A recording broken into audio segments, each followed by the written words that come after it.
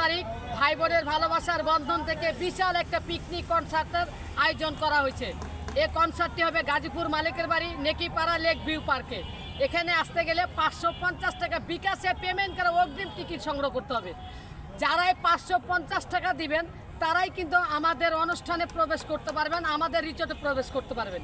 550 টাকার ভিতরে আমরা একটা টি শার্ট দেবো, একটা মেডেল দেবো, পার্কের টিকিট দেবো, দুপুরে খাবার আছে, বড় সারাদিন আছে এরকম বিনোদন ভাই বোন নিয়ে।